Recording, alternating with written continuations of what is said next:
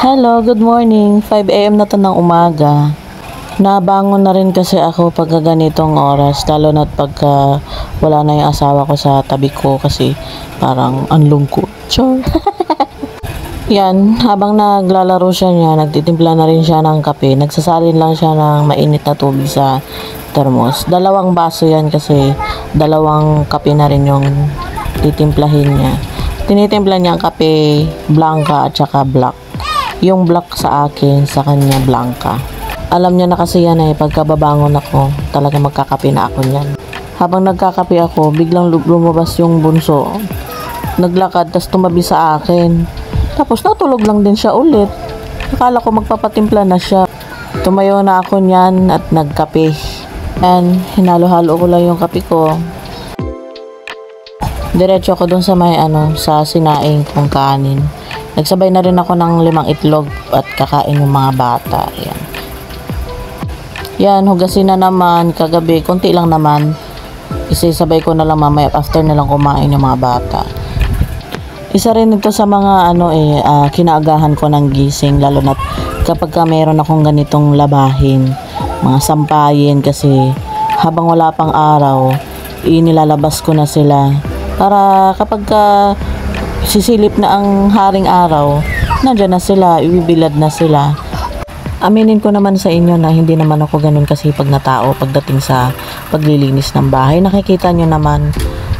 Pero at least kahit papano naman is nakakaligpit, nakakahugas ng plato, naaasikaso yung mga bata, nakakapagtupi, nakakapaglaba, sampay. Kahit papano, achievement na rin sa akin sa isang araw. May nagagawa pa rin naman ako. Kaya natutuwa ako sa mga taong nakakakita sa akin na ganito yung sitwasyon ko, na naiintindihan pa rin nila ako kahit na ganito yung mga gawain ko sa pang-araw-araw. Hindi ganun kaliksi sa gawain bahay, pero kahit papaano kumikilos at nagliligpit, naglilinis. Ang sarap pa rin sa pakiramdam tuwing umaga, makakakita ka ng mga ganitong halaman. Tapos nakakamiss sa probinsya kasi ganito yung itsura ng probinsya kapag umaga. Yung wala ka makikitang malalaking bahay, puro puno lang. Kaya gustong gusto ko na rin talagang umuwi, makalanghap ng sariwang hangin na galing sa dagat. Ang sarap na sa pakiramdam kung makakalanghap ka ng ganun. Kaya sabi ko sa sarili ko, balang araw makakauwi ako. Kahit bakasyon lang, maibakasyon ko man lang yung mga bata sa probinsya kung saan ako talagang nagkaisip at lumaki. Kasi nakakamiss umuwi ng probinsya. Yan, nakita niyo naman gising na yung bata at yung sopa kung gaano kagulo ulit. Yan, ako kasi pinapakita ko sa inyo tenga ko, yung side na tenga na yan. Walang marinig in taon. Kung saan na lang yan, isang tenga ko lang ang nakakarinig ngayon. Hindi ko pa mapacheck up.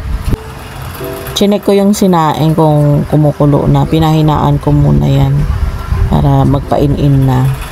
Tapos itong stante na to, mga stante na to magulo.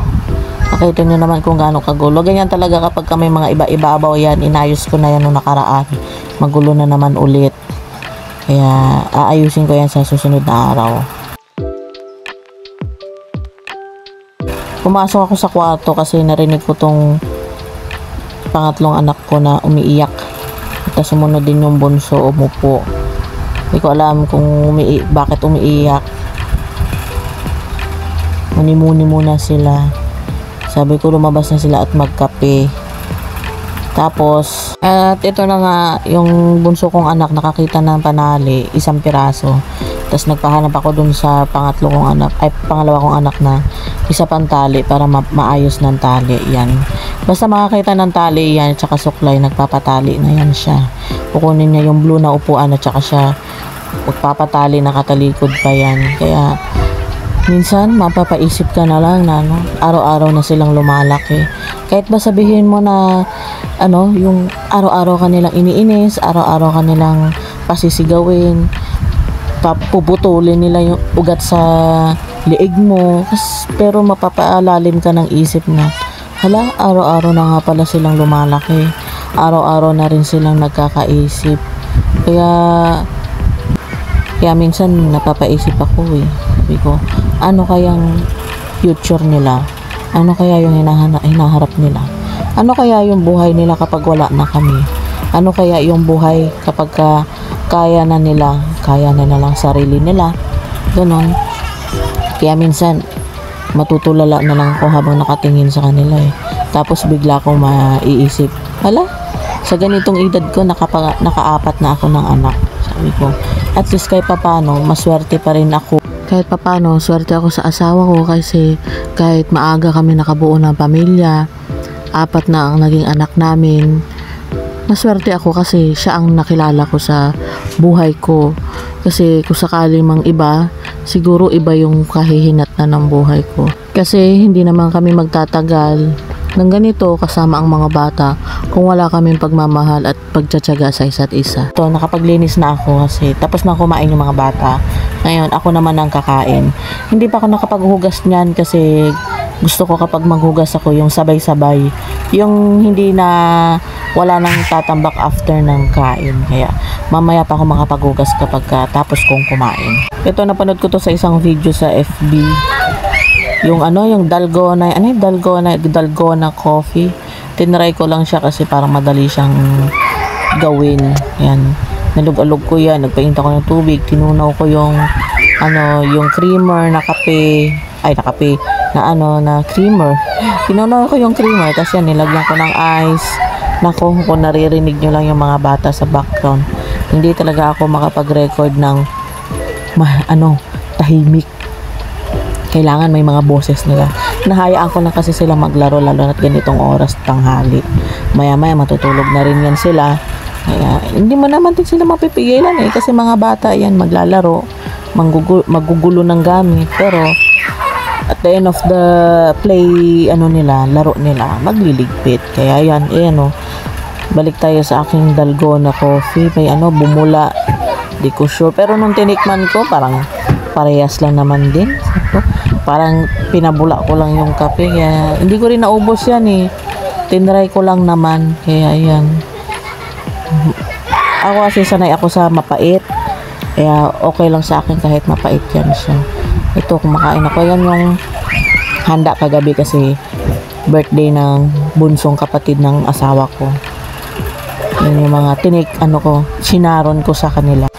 Yan, kumain muna ako kasi natapos naman na din kumain yung mga bata. Hindi ko sila sinasabayan kasi magulo. Mas lalong hindi sila kumakain kapag yung sasabayan ko sila. Tapos bandang huli, ako lang din na mag-uubos ng pagkain nila. Yun doon, wala rin sila nakakain kasi nga, ang hirap nilang tawagin. Mas maganda pa yung kumakain sila sa kanila kasi nakaupo sila sa sarili nilang plato. May sarili-sarili kasi silang plato. Yan, sa mga nag-iisip kung bakit ang taba-taba ako, nakikita nyo naman. Sure. Hindi naman kasi ako ganun kalakas kumain. Madali lang din ako masuya, madali lang din ako mabusog. Sadyang yung side effect ng implanom ko, ganyan, nakakataba. Kahit sabihin mong, kaya ko nga kumain ng isang beses sa isang araw tapos puro tubig lang. Naka-implanom kasi ako, kaya ganito yung katawan ko. Ganito yung side effect ng implanom sa akin. Kasi yung kasabayan ko, yung kapatid kong bunso, naka-implanom din siya. Payat naman siya. Wala nga pinagbago sa katawan niya eh. Kumbaga sa hindi siya talaga tumataba. Siguro dala na rin to ng panahon kasi napabayaan ko talaga ang sarili ko, inaamin ko yun. Mas nag-focus ako sa mga bata. Kahit ba naman sa pinapagalitan ko sila araw-araw talagang nakatuon lang ang pansin ko sa kanila. Kahit sabihin mo na hindi ako masyado kumikilo sa bahay, at least nakakapagligpit, pero at the same time naalagaan ko sila. Lagi ko nga tinatanong yung asawa ko sabi ko, mataba na ba ako? Sabi niya, hindi. Kontento naman na ako kung anong meron ako ngayon, sabi niya. Sa mga nagtatanong dyan kung bakit ako naka-implanum, alam nyo na yun, naka-4 na kasi kami. Gusto muna namin mag-stop ng palalakihin muna namin kung sakali. Pero sabi ng asawa ko, sana hindi na daw madagdagan. Kumbaga, sakto na kami, 2 babae, 2 lalaki, para swak sa 6.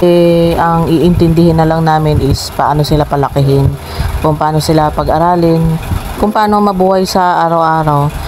pahinga muna kami sa pagatas. Malapit na rin kasi mag-graduate yung dalawang lalaki sa gatas. Yun na lang hinihintay ko. Hirap maglinis ng CR, no? Lalo na't ganito kaliit. Tapos malaki yung naglilinis. Singit ko lang. Sa totoo lang, hindi pa nagsisik-in sa akin na ganito kalaki yung katawan ko. Parang sa inner me, yung sa loob-loob ko, hindi pa ako ganun kalaki. Kaya nga, sabi ko, sana sa susunod na panahon, ma-achieve ko naman ulit. Sabi ko, sana bumalik ulit yung katawan ko. Nakakamiss kasi yung dati ko katawan eh. Biruin nyo, halos doble o triple yung naging katawan ko sa naging katawan ko nung dalaga pa ako. Sabi ng asawa ko, bakit ba hanggang ngayon yan pa rin ang nasa isip mo? Yan pa rin yung tanong mo. May dahilan naman eh kung bakit ganyan ang katawan mo eh. Kung bakit ka lumaki ng ganyan. Kasi may 4 na anak ka na. Sabi niya, hanggat nandito yung mga bata, nandito ako. Hanggat ano ka, kung sino ka, may magmamahal sa'yo.